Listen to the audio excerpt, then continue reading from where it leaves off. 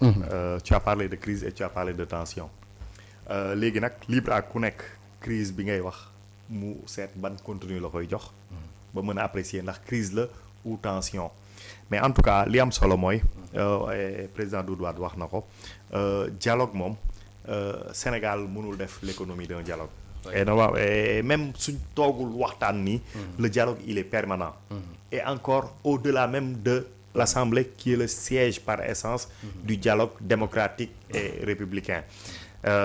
Toujours gouvernement bi mi ngi wax yan orientation lay jël yan option lay jël. opposition bi di émettre ay avis ay critiques donc loolu rek dialogue la mais ñu toog posé wu def càmbar suñu système politique dafay am solo trop et wax nañ ko fii dañu ne dañuy def un dialogue sur le système politique jamono jooj bi ñu ko waxee man j'avais dit que en tout cas au vu des termes de référence yi nga xamante ne moom lañ ñu présenté dialogue bi cela porte plus sur li nga xamante ne moom mooy le système électoral. Oui. mais nag au fur et à mesure que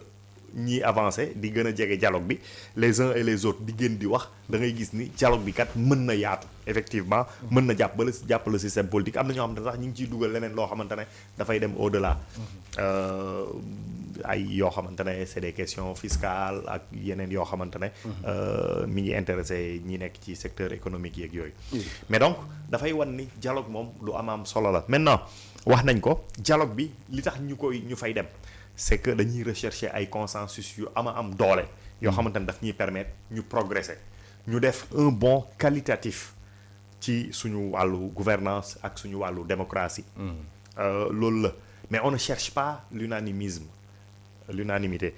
loolu moom moo tax ba nga xamante ne au niveau de l'opposition bi nga xamante ne ñoom dañ leen convier ci dialogue bi mais il est normal dans l'opposition dans la société civile et peut-être ci yeneen forces vives yi il est normal que nga gis ci ñoo xamante ne sentiruñ besoin wu dialogue et foofu noonu dafa am ñaari logique yoo xamante ne ñoom ñooy opposé wu c'est la logique de la démocratie qui veut que oui on parle du Sénégal que ñëpp dañu war a participer ñu dem waxtaan et suñ génnee ci waxtaan ñu jël ay résolutions seet naka lañ koy implémenter ak yooyu mais mu am également la logique de la liberté nga xamante ne kenn mënul bañal kenn ne man kat damay participer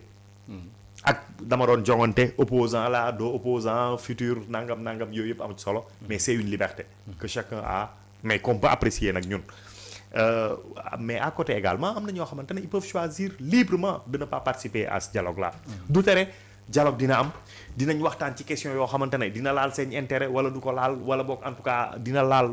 su laalee Sénégal rek normalement laal na ñoom seen intérêt dinañ ci doxal et ñoom tamit ils ne manqueront pas ñu émettre ci seen ay idées ak yooyu noonu donc dialogue bi lu am solo la ndax dañ nekk ci crise wala tension wala lu mu ci mënti doon ku nekk mën na apprécier comme ni ma ko waxee léegi mais li am solo mooy balaa ñuy yegg ci niveau critique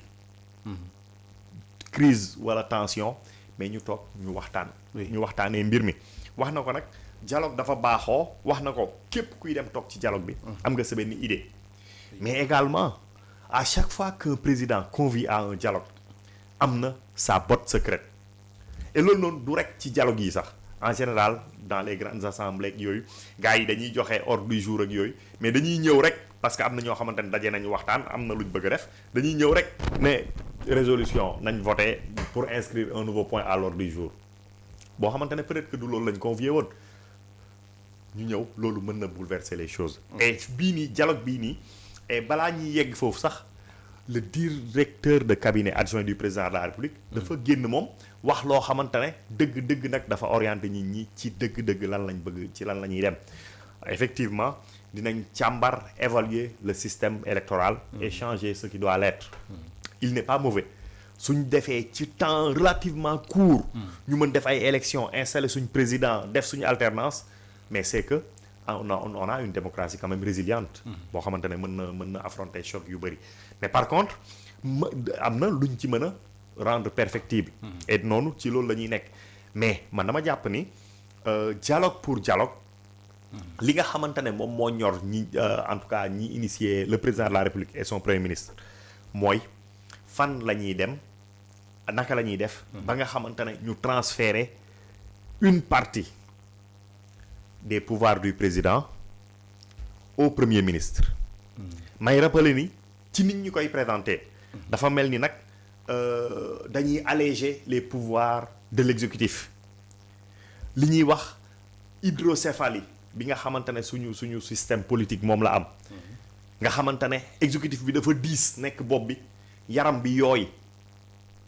loolu ñëpp wax nañ ko et depuis des années man bi ma commencé bàyyi xel ci politique ba léegi maa ngi koy dégg. et ba léegi ce mal là il persiste. mais wax ñu ne dañ koy jëlee ci. yu kang bi yóbbu ko ci kang bële loolu moom terewul bopp bi day rëy rek bopp bi day rëy dëgg. parce que les pouvoirs sont concentrés. ah oui dans l'exécutif en réalité le président de la République c'est une institution. Le gouvernement c'est une institution qui dirige le premier ministre. Mais par contre le pouvoir c'est l'exécutif.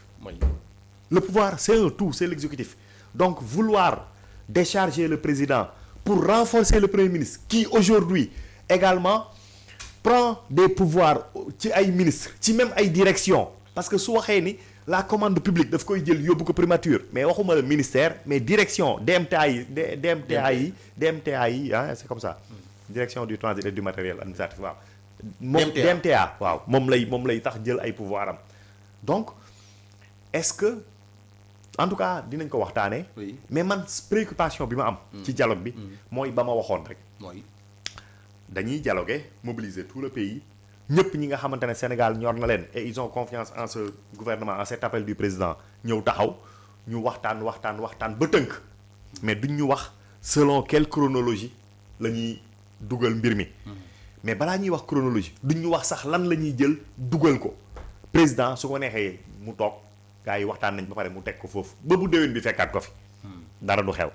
su ko neexee mu tànn ca la ko neex. jël dugal. et puis suñu waxtaanee ba affaire yi achoppé président waroon na jiital ne man kat oo naa leen dialogue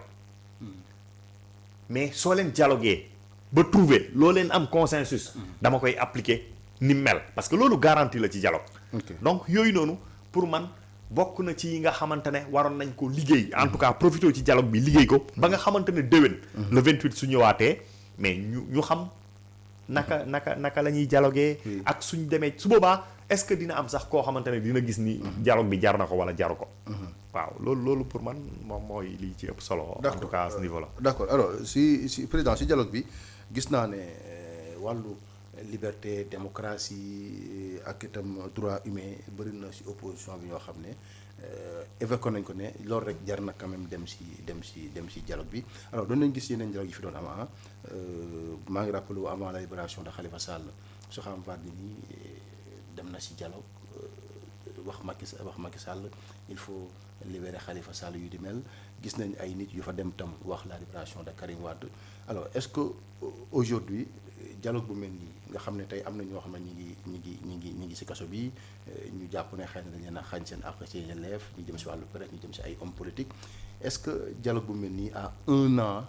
rek ci exercice du pouvoir ak la jubal jubbanti rupture bi ñu woote est-ce que mën na aboutir ci xëy na pouvoir exécutif bi bañ di xëy na sonal comme ni ñu ko doon waxee opposition bi